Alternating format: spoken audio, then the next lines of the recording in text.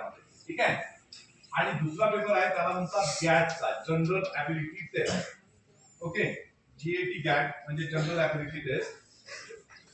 याच्यामध्ये कसं असतं, मॅथ्सचे 8 चॅप्टर्स आहेत जे तुमच्या 11वी 12वी ला असतात आणि 10वी पर्यंतचा बेस असतो तुमचा, ठीक आहे.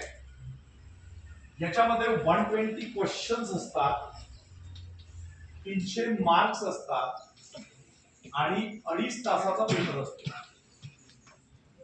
120 क्वेश्चन्स, 300 गुड आणि 2.5 तासांचा पेपर. 2.5 तास म्हणजे 150 मिनिटे. 150 मिनिटे, ठीक आहे.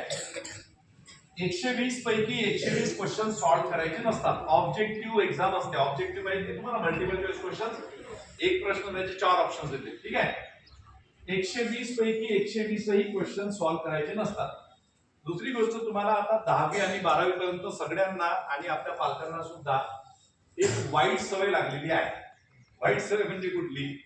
100 पैकी 100 मार्क्स घेण्याची काही गरज नाही.